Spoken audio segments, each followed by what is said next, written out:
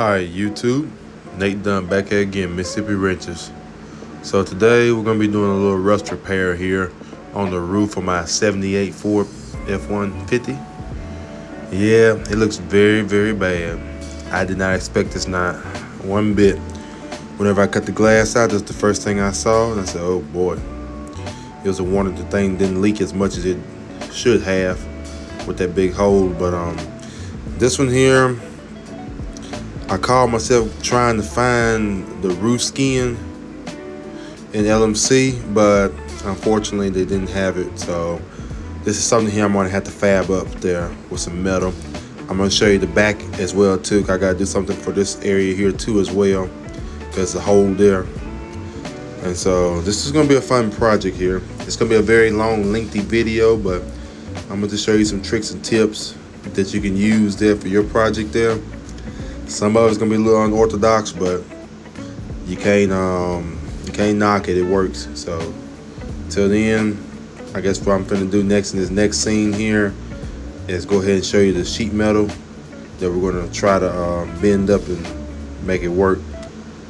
But otherwise, I'm just showing you this other side over here too. It's just as bad.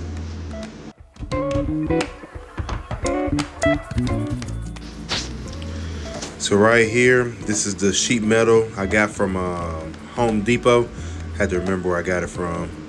I got that along with the angle iron. You see it right there. So you'll see in a minute why that's important. And I can't remember if it was a 24 gauge. I wanted thin enough metal to where I can actually bend it by hand, because I don't have that, how you say that, metal brake. 24 gauge. Oh, I'm sorry. Like 26 gauge. 26 gauge, like I said, it was good enough for me to actually bend easily, because not only do I have to make like a 90 degree, I also have to make it curve with that windshield too as well. But right here, I'm going ahead and just cutting out the rust. Just finding like just use the belt sander first to knock the pro spots out, and then afterwards, like I said, I just use a chisel just to kind of chisel that up off that lip, and then I'm gonna go ahead and just start cutting the roof or cutting that front section off there, and we're just gonna just keep working from there.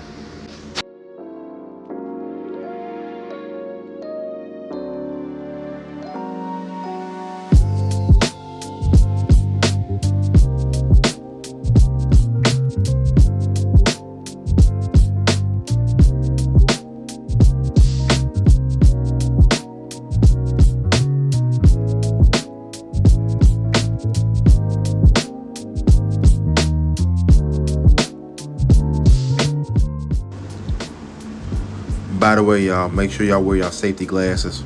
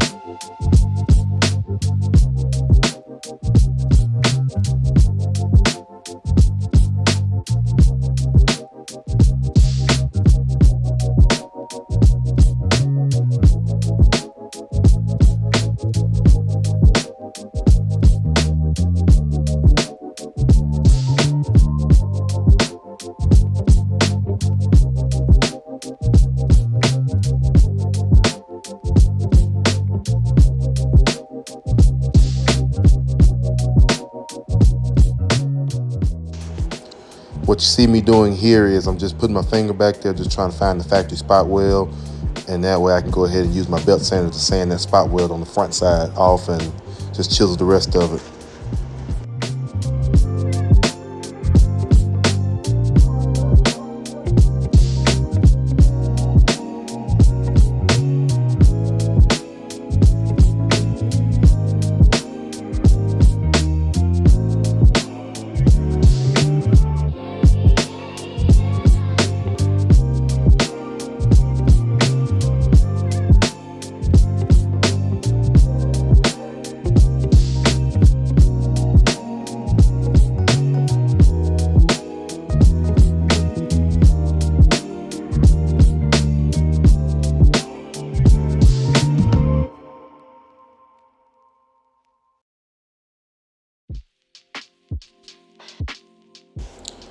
Kind of ran into a little trouble on this corner part of this roof here, but just keep hammering and sanding, and eventually it will come off. It ain't got no choice but to.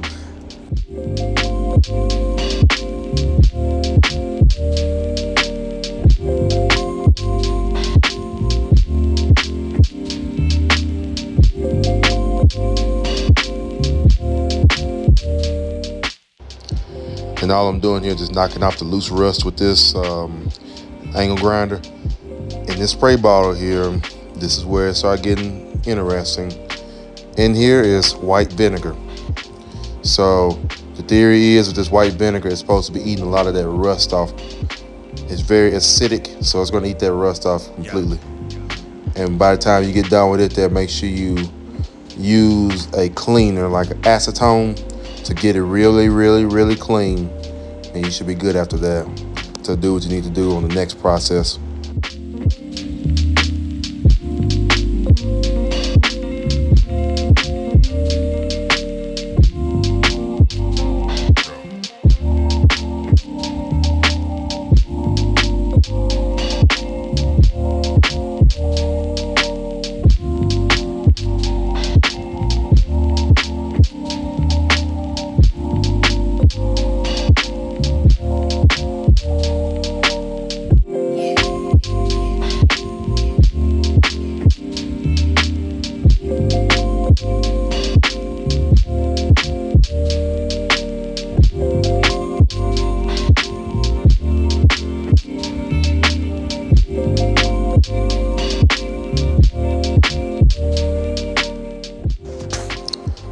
And so now what I'm doing here is make sure whenever you cut that rust out, make sure you keep a section on there that's really, really good, enough for you to use a reference point.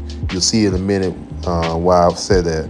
So make sure if you do cut the rust out, keep one of them reference points good.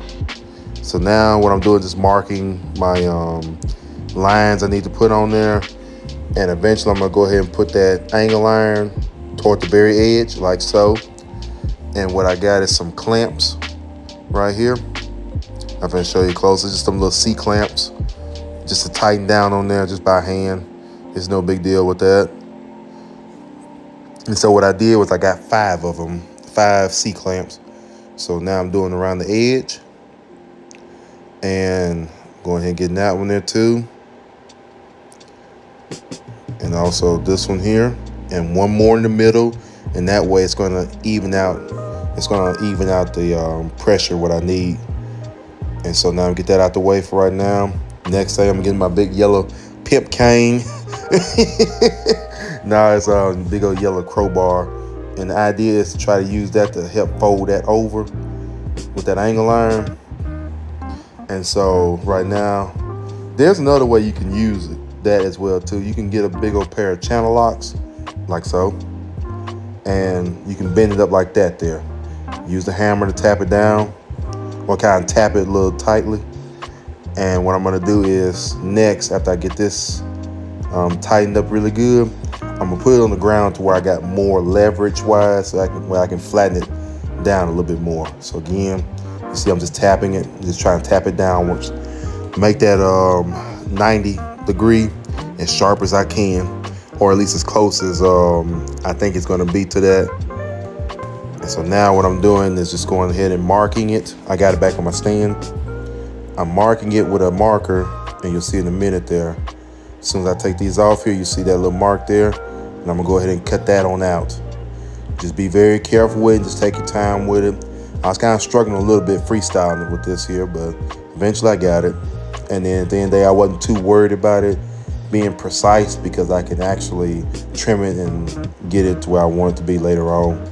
I had to change the blade through there, but otherwise that thing cut through like a hot knife through butter. Now I'm just putting it on the vise and just hammering it out, just making it even sharper. And so right now I'm gonna stay right here for a while. I should have cleaned the workbench off, but I didn't.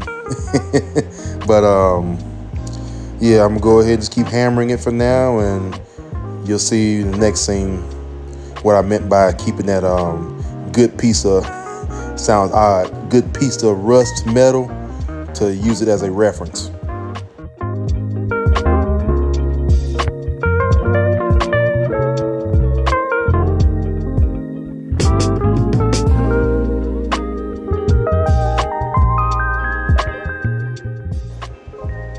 See what I'm talking about now?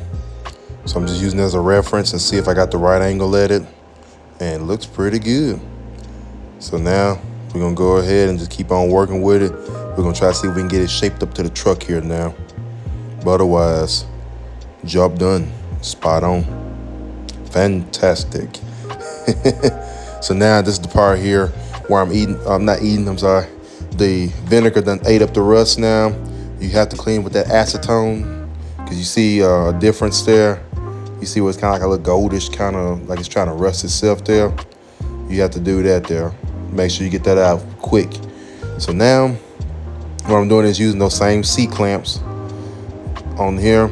And the beauty part of that with that 26 gauge, it's strong enough to do what I need to do anyway, but it's also strong enough for me to actually bend it and form it, because it's not just a straight line with this windshield. It's also got a curvature with it. So what I'm doing is just using this here, and I'm just forming the metal to it, to the curvature of that. And so again, I'm coming to the straight point here. It's a little hard, even though I am pretty tall. I'm about 6'3", 6'4", supposedly. I don't know, some days it'd be 6'3", some days it'd be 6'4". I think it's 6'2", but other people say it's different.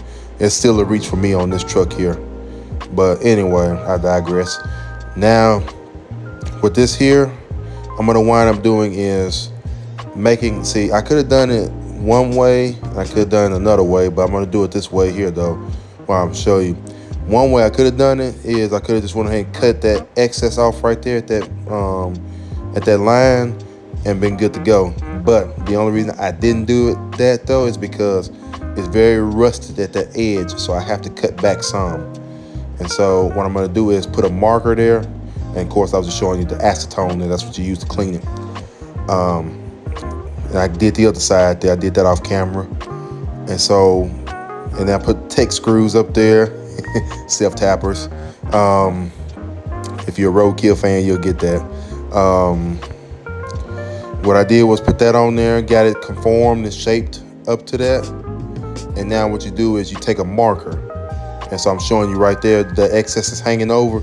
Again, you could easily cut that off and MIG weld all through there if that roof area, or at least that area, wasn't rusted out so bad. But mine was, so what I'm gonna do is just take a marker and I'm gonna mark right through here, that line. So that way when I take this piece back off, I can start to try to bend upon that line, and thus the roof would, the roof will be pretty much shaped up like that. But right now what you see me doing is just cleaning off the metal. I just want to see how bad it rusted it was. And it seemed like it was pretty bad. It was bad enough for me to actually cut it. So you see I'm using the marker now. I'm just marking an outline on that. And then I label it, so passenger, and then the other side is gonna be driver side. So that way I don't get them mixed up there. It's just kind of something you kind of overlook there, but just make sure you differentiate between the two. And I just mark this side here and I just put driver. Simple enough. And so now what I did off camera, again, I went ahead and got it bent up to shape where I need it to be. And what I'm gonna do next is, after I got it bent up to shape where I need it to be, I'm gonna go ahead and mark around this here, mark around my piece, and mark onto the truck. And that way, by the time I take that piece that I made, I take it off, then I'm gonna cut that to shape.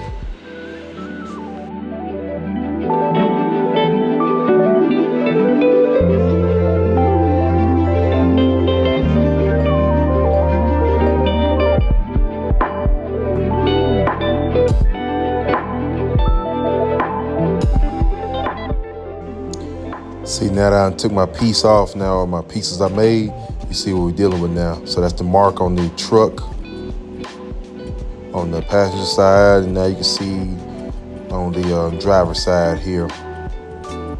So the idea is make sure you have a precise cut and make sure it's nice and at least on that line. So what I do first for the corners, like that little edge there, I take a belt sander. Belt sander actually will help you to have a better angle around there. Then second of all, I'm using my cutoff wheel to go through this, try to follow this line here. I'm not gonna lie to you, I did get off the path a little bit. I was trying my best to be a little conservative, but see, when I started using this angle grinder, I started taking off way too much metal, and that's a big no-no. But I'll show you how to fix that later on in this video though. If you accidentally take off too much, it ain't over yet till the fat lady sings. And right now, I got her locked in the back room so she can't get out. So I'm gonna show you how to fix that mistake there, but otherwise you kind of get the idea. Just grind to that line there. That rhymes. And that rhymes too there. Grind to that line there, and by the time you get there, just stop and you'll be good to go. As far as with your patch panel you made and the actual sheet metal there. Man, I hate all these sparks going all over the place.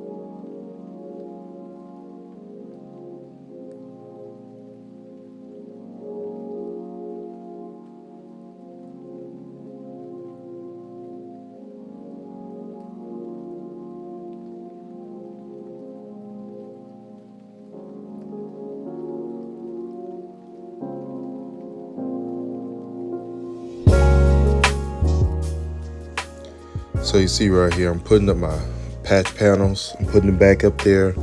So the key is, what I was thinking about doing was with this here was trying to get it fine cut as close as possible there.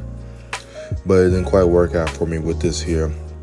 I messed up on this one here and cut it too wide, but it's all right though. See right here, I was meant to put a little small blade right there and fine cut it and fine trim it like so. You'll see in a minute, I'm gonna bring up my blade. I was meant to put it through there, but it wound up just cutting too wide. So that's what kind of really that's what messed me up with this here. I probably should have just left it be, and it probably would have butted up eventually like it's supposed to. But it is what it is at this point.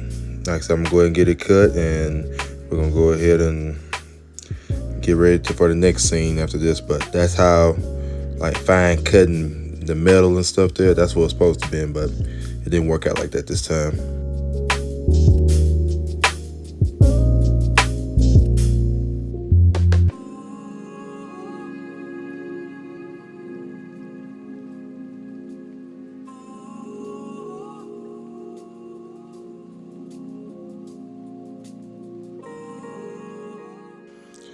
So next we're finna get ready to treat this metal here. So it's gonna be more than just a one-day process.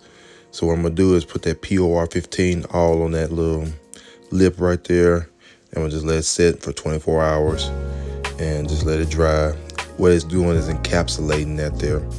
So it's making sure that that rust, that it don't grow anymore, and it pretty much just stops it in its tracks. It's a very strong capsulant. So main thing is just get that all covered up and stop that rust. Get up as far as possible as you can in there, in the upper part of the roof skin. Just try your best to get up there.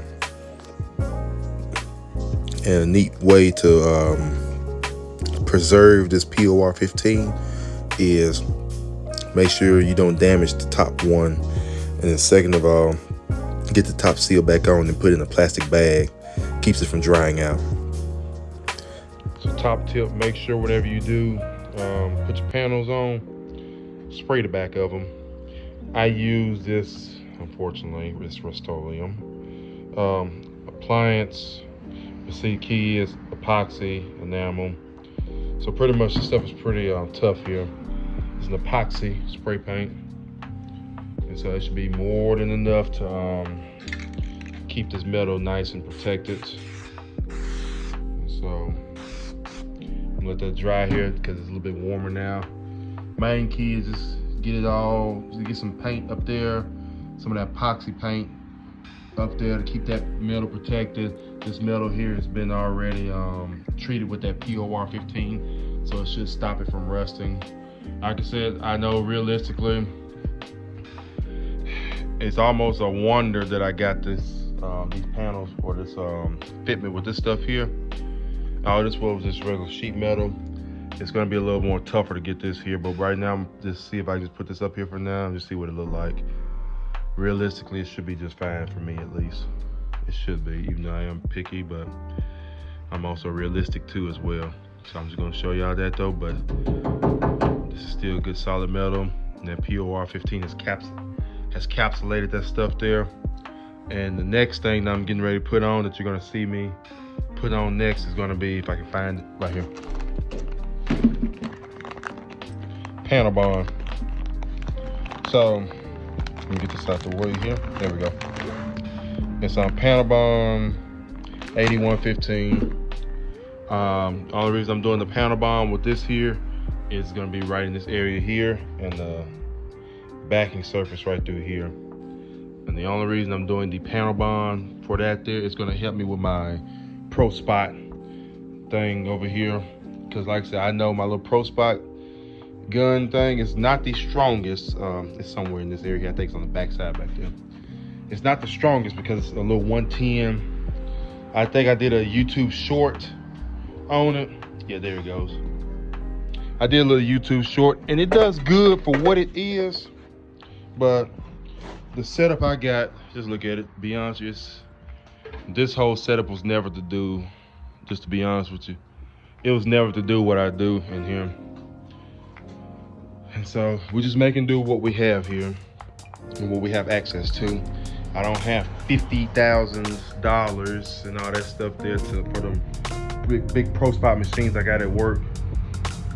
And I just don't have it. So it's just mostly just, this is just pretty much working with what you have. And just try to make it do good to the best of your ability. That's the best way I can say. And also too, I saw something on TikTok. I'm sorry, I dropped it there. This is very interesting here. This here is called tile leveling. You level tiles with this. And the key idea with this here, what I'm gonna do for body work is, I'm gonna actually use this here to help level this. So watch. This goes back there. If I can get it up under there. So that pulls that there, and along with pulling this right here at the same time, and to keep it level, so that way whenever I weld, I can tack weld it, and it's gonna hold. And then whenever I'm done tack welding that, I can move this out the way and pull it right out that gap. So it's pretty clever. I saw it on TikTok. So I'm gonna try it out and see what I got, see what it'll do. Hope and pray I didn't have that gap too wide. I hope I didn't. If not, it's all right, it's no big deal. I can fix it. Until then, let's go ahead and put the panel bond on.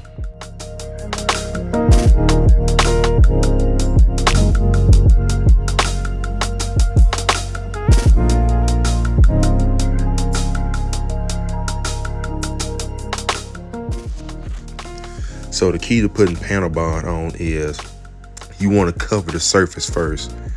Once you cover the surface first, like putting some on and using the brush to flatten it out, then you put one bead that's on top of that there. See how I do on my patch panels? I'm just covering the surface first, and then I come back and put one bead on top of that one. And that way it smashes together, and it's just a whole lot stronger bond between that. So you're going to have smash out for sure with this stuff. But when I tell you it's going to hold, this is stuff that they use to hold helicopter, or I believe it's got the potential to hold helicopter propellers. This is where it gets messy now. So this is where it gets really messy because it's smashed out with this panel bond. And so you have to work with this stuff here while it's still wet. That's going to be the only way you're going to have to have a chance of even making it work properly.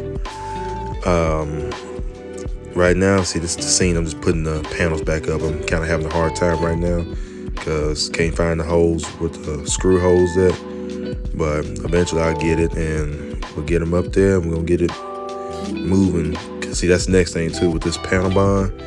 You have to move quickly. It's a 24-hour cure time. I believe it's a 90-minute work time and about a 4-hour, to paint time or something like that there. But it cures in 24 hours. And right here, all I'm doing is just going back there and finding all the original spot welds, and I'm just hitting that with bare metal, because you have to have bare metal on both sides for that pro spot to work, or my little spot weld to work there. You got to have it bare metal, and you want to do your pro spot while that panel bond is wet. See, I'm showing you on the inside of the cab what I was doing. You have to use that pro spot while that panel bond is wet. Otherwise, if you wait till it to dry, especially that high powerful one we got at work, sounds like a gunshot going off. It's just like a pow, pow, and it scares the mess out of you if you ain't used to it. But main thing is, I'm just trying to get a feel for this here, trying to make it work. Eventually, I'm gonna have to go on the inside and get a leverage, because believe it or not, that thing is pretty heavy. It is very heavy indeed. So right now I found a way to support it there. And what I do is to, whenever I use the pro spot there, so I hit it, I count to 3. See, right now the video is not gonna do it justice because I've sped things up with it. But I do like 1, 2, 3 on, and then I hold it for 1, 2, 3 off. That way it's just having time to cool down that weld. But you see a little smash out happening right there, but that's the main key. You can probably do it for longer. I didn't want to do it for longer because that metal was a little bit thin. But otherwise, just have fun with it. And the beautiful part is, if you're afraid this is not going to hold, this spot weld is not going to hold, that's all right. The panel bond got your back. It's going to hold for sure.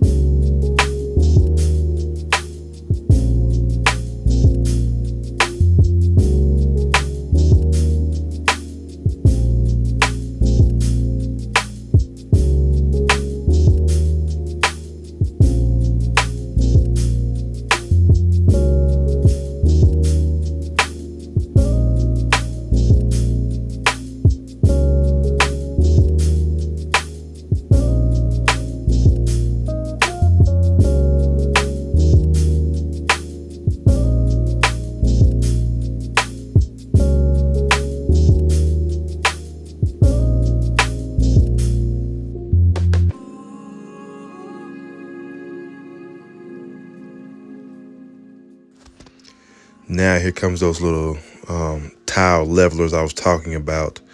So right now I'm getting one set in, and you'll see in a minute what I'm talking about, how it pulls that metal up and it makes it level. So thus it makes tacking the metal a lot easier than back in the day, or well, I guess it's back when you didn't have these here. And beautiful part is they're easy to get out too as well. I know Harbor Freight and some of them other places got something similar to this here, but the only difference with that one is you really can't get them out easy. Like, you have to have something like it's gotta be like an open area at the bottom for you to get it out. But you see here with my finger, it's nice and flat, and I can just tack that easy and just keep moving on. It's gonna hold that metal there, then all I gotta do is just finish filling in that weld. But otherwise though, I'm finna put up another one. You'll see exactly what I'm talking about. And trust me, I got these things off of Amazon. It was like a big bag. I think it was like 100 or something like that in these things. So you're gonna get some pretty good usage out of before you have to buy some more.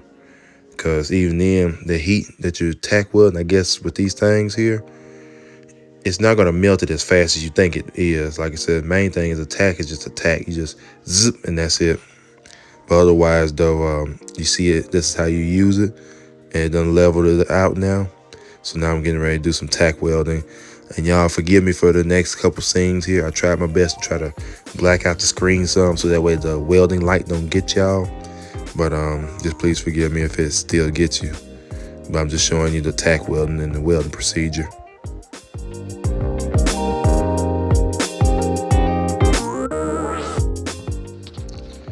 And again, this is my flux core welder, that Chicago one there.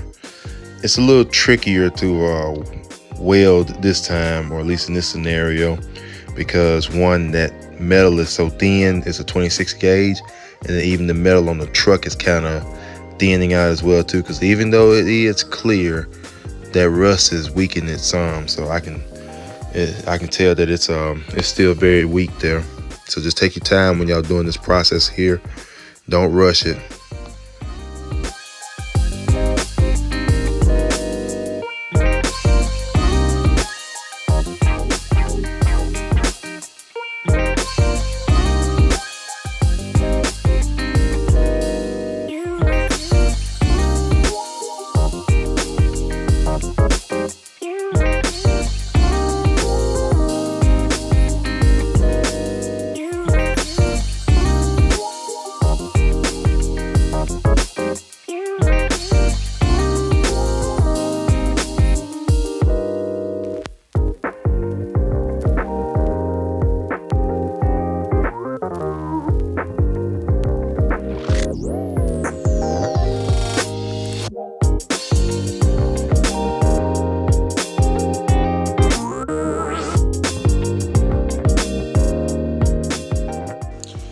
So see what I'm talking about now? Is that those tile levels made this process of tacking that metal so easy, so butter smooth and easy there. It's not even funny. So now all I gotta do is just fill it on in. Some of them areas is very thick and some of them aren't. So now I just what I call a clothes hanger trick, and all that clothes hanger is meant to be. You can either use a clothes hanger, which, you know, I ain't gonna say it's free because obviously you have to buy it from somewhere, or you might have got out with a shirt or suit or something. Pretty much it's just like welding rod basically. So all I'm doing is putting that in there to kind of fill in that gap there, because at the end of the day, as soon as you weld, it's gonna turn back to metal anyway. And so right now I just tack that right there, just tacked it so that way it hold it, and I'm gonna just go ahead and fill that on in there. So pretty much extra metal. I got this trick from Bad Chad, and like I said, at first I didn't understand it, but now I see it once I started doing it. See right there, it's starting to actually turn into more metal. And so, like I said, it's an old school trick, but it's an old school trick that works there. So if you're in a bind or a pinch or something like that there, you can fix that. Or if you make a mistake, let me put it like that. If you make a mistake as far as cutting the gap too wide, you can fix it by clothes clothes hanger wire or welding rods. But now I'm finna go ahead and get back to stitch welding it now. Likes to take your time and just keep the heat down. What you're gonna see me do too as well, so I'm gonna just keep welding right here. You're gonna see me put my hand on top of that roof there. That's gonna help me to navigate on what heat is what and all that. So that way I don't be in one area so it heats up and warp the roof.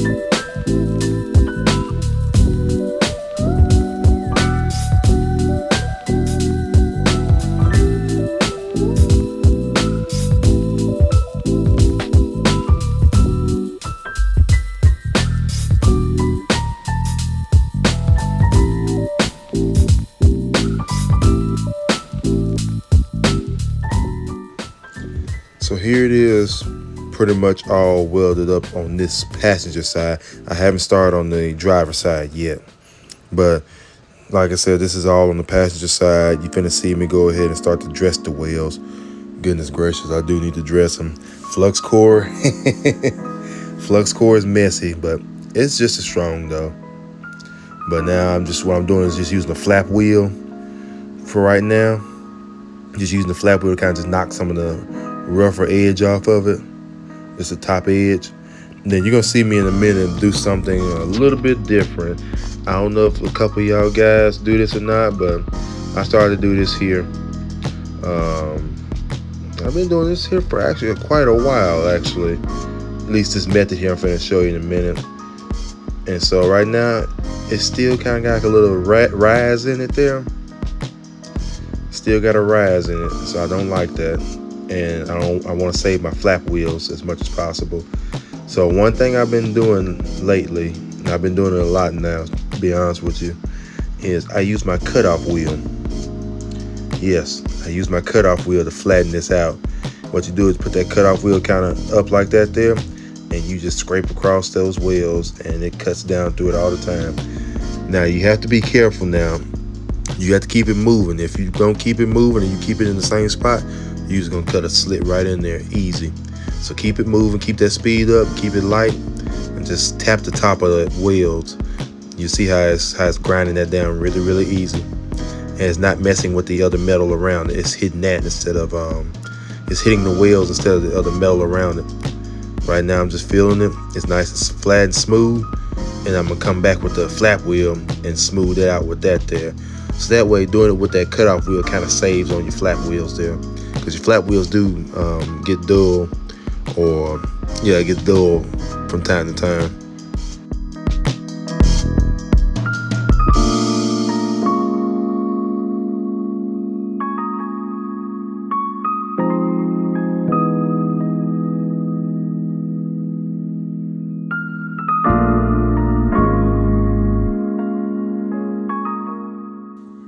Again, this is the other side now. This is the driver's side. I'm just showing you again how you fill in them gaps with that clothes hanger.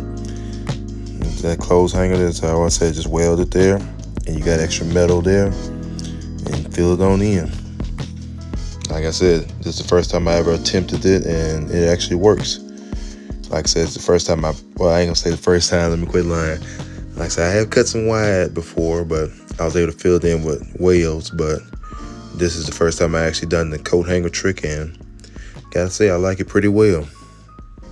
I like it pretty well indeed. See, this is part of the coat hanger.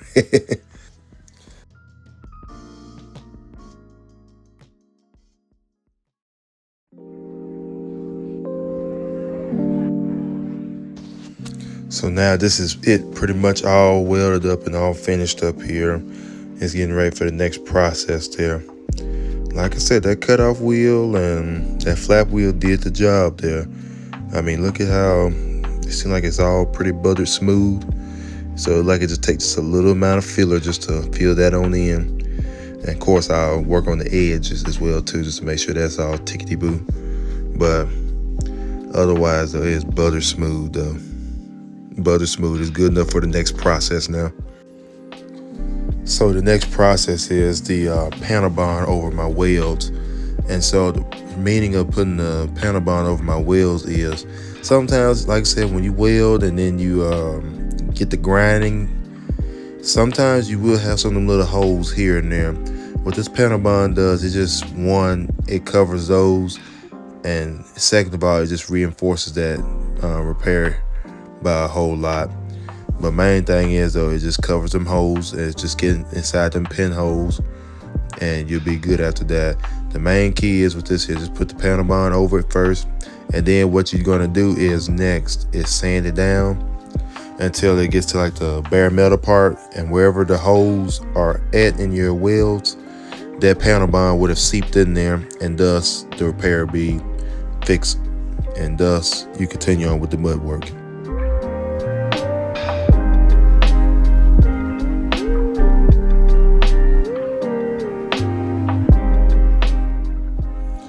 So right here is going to be 80 grit sandpaper. That's all you really need is to sand this stuff off here. And so I'm gonna just put it on my DA, just sand it off, just get it down to where it's smooth. So it's almost kind of acting like a pre-body filler, I guess you can call it. But just sand it down with the 80 like you see right here. And then after you get through with that, then you go ahead and put your body filler on top of that, and you'll be good.